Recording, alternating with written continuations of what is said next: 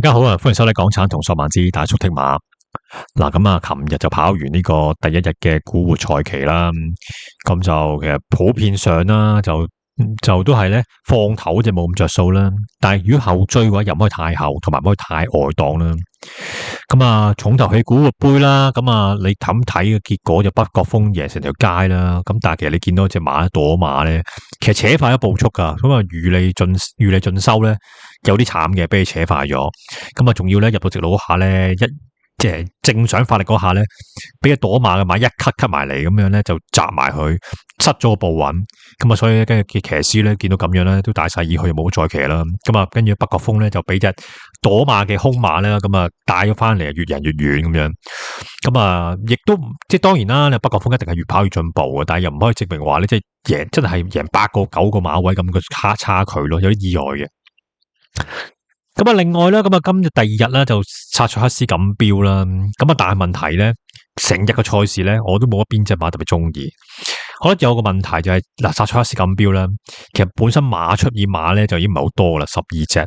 但係講緊咧2號湖林麗城咧，同埋5號嘅貝仲有法咧，琴晚先跑完嘅咋。但係到嚟家呢一刻啦，咁啊香港時間咧下晝6點鐘啦，都仲未宣布退出。咁啊有啲奇怪嘅，咁啊會唔會即係跑完又跑咧？雖然話呢兩隻都係閹馬啦，咁但係問題即係話呢個世界即係頂級馬凋零，唔係凋零到咁啊嘛？即係你演員咩？係咪先？即係今日嘅客串完呢場，跟住第日又再客串第二場咁樣，咁啊有啲搞笑啦！我覺得呢個情況又唔係話有啲咩同主馬咁樣係嘛？即係我唔知個係嗰個行政上問題啦，未退出啦，咁一陣大家再睇啦，定係真係再跑咧咁樣？咁啊，觀望下啦。所以第二日賽事我冇乜心水嘅，所以咧我已經集中個火力咧就睇第3日嘅賽事啦。咁第3日賽事咧，咁重頭戲咧都係蘭秀錦標啦。咁啊，蘭秀錦標咧就第5場嘅賽事啦。當地係咪第5場啊？第4場賽事，唔好意思啊，第4場。但係其實咧，亦都證明咗咧，凋零都不得了嘅，啲一級馬得5隻馬跑嘅啫。但係講緊啦，即係香港譯音啊，佢話1號馬友情至上同埋4號馬嘅滿轉頸鏈咧，兩隻馬都唔係1級馬嚟噶。我心目中呢兩隻馬友情至上咧，其實咧你講緊咧上一場啦，即係跑緊一2級賽，仲要咧係對住嗰啲即係唔係好強嘅對手嚟嘅咋。咁啊，仲有個問題就係佢前一仗咧希度咧，其實隻馬咧係無端端冇任何即係冇乜特別嘅原因情況之下咧，拉停咗嘅呢隻馬。咁啊，所以上場咧莫艾成咧唔知係因為咁樣咧就擔心隻馬可能有啲嘢咧就盡量持望空。咁咧，但係問題咧就搞到呢隻馬咧，其實衝上嚟個勢係有勢嘅，第3，即係有餘未盡嘅。但係問題今場馬5隻馬係會唔會有好似前一場希度咁樣咧？即係隻馬可能太早望空，跟住有隻馬就會失咗步穩，或者點樣咧？即係有疑點啊！呢啲熱門。跟另外一隻咧香港譯音啦，就滿轉頸鏈咧。其實呢隻馬咧講緊啊，嗱好似好勁啊賽啫，咁啊5場都贏晒，但係都係贏緊啲法國賽事嘅啫。咁啊過到嚟，仲要嗱，如果以佢個賽績咧，咁啊應該係熱到咧可能係9/4啊，即係可能1.3幾、1.4幾熱門嚟嘅。咁但係問題佢又唔係，而家咧都做成1.6幾，即係喺外圍嘅賠率。即係唔係熱到全透，所以我有少擔心咯。咁所以呢場咧，其實我冇重心噶。另外一隻3號馬啦，香港譯音啦，官火啦。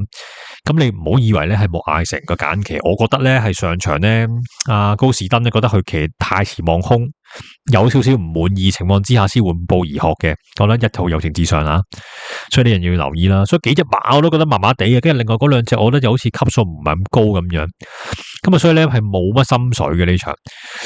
咁啊，所以咧我咧其實咧反而咧個心水咧就喺第3場啦，第3場啊，當地即係第3日嘅 S3嘅第3場啦，第3場啦。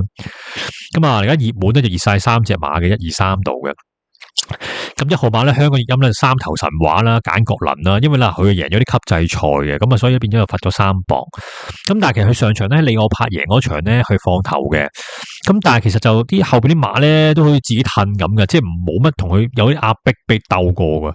所以你話當然啦，愛爾蘭馬拎到過嚟，我覺得係有啲高嘅，但係問題第一係罰咗3磅啦，第二我覺得佢上場對手咧就咁睇唔係咁強嘅，所以我就打少少折扣。所以你見到賠率咧，佢都唔係大熱嘅第3熱門嘅。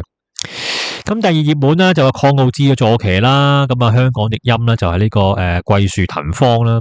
咁但係我有樣擔心就係琴晚鄺奧茲咧墮馬噶，咁啊雖然你話冇乜事啦，佢又跑到啦，咁但係問題可能唔知會影響咗即係成個人個狀態或者係個心理上有啲影響啦，我擔心呢啲嘢啦。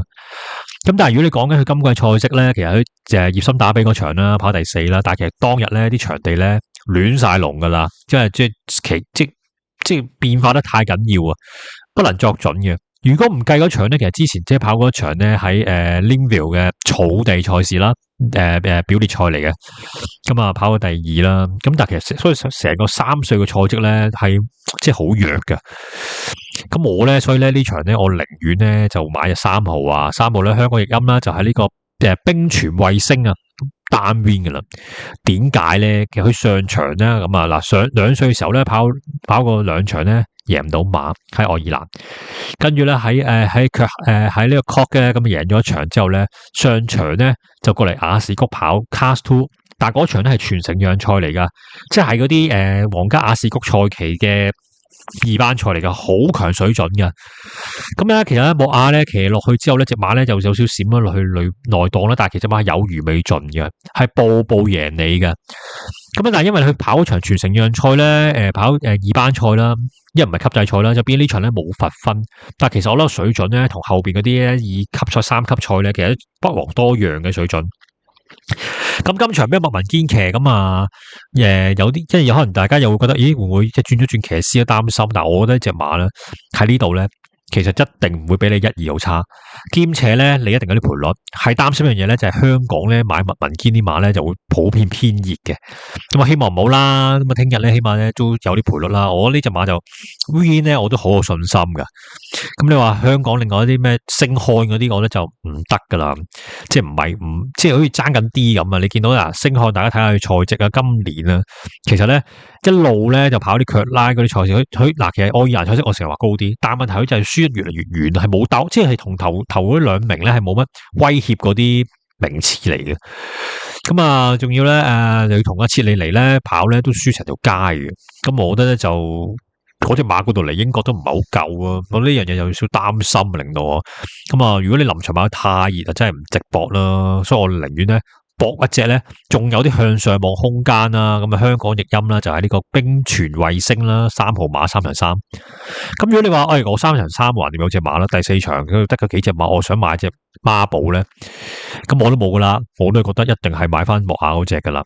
真係滿轉頸鏈，因為我始終擔心咧有錢至上呢啲咧，即係無端端今季會無端拉停過嘅馬咧，始終有啲隱憂啦。咁啊，你布宜學騎佢，其實我覺得唔係騎唔騎師問題啦。莫艾成你話好差咩？咁你就係講緊拉停啊嘛，你唔係話鬥即係騎法問題嘛。上場佢咁遲望空，一定係有啲原因嘅呢隻馬，即係可能覺得有隻馬係有啲唔穩定啊。試啊，好係試。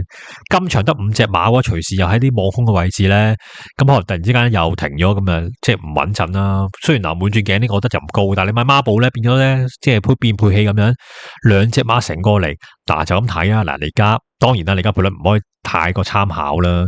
咁啊，但係你都可以睇一睇啦。嗱，3號3場3號冰泉衛星射落去4場4號，咁啊15倍，咁咪唔好睇呢啲。唔好意思啊，6.6倍，我自己太開心啦。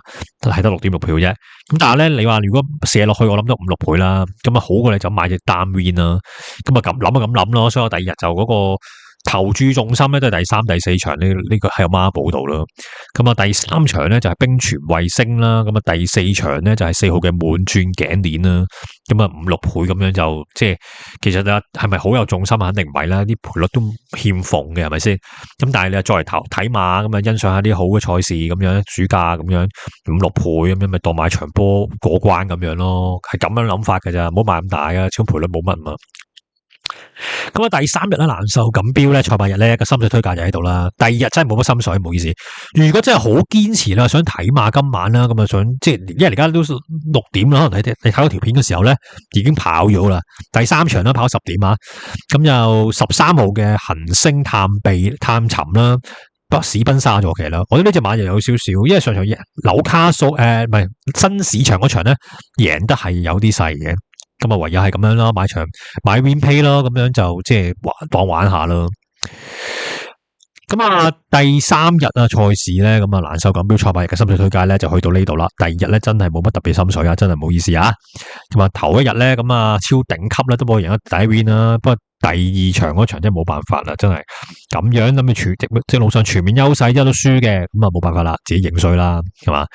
咁啊第三日蘭秀錦標賽馬日嘅心水推介咧就去到呢度啦，多謝大家支持啊，暑假都支持我，多謝晒大家，再見。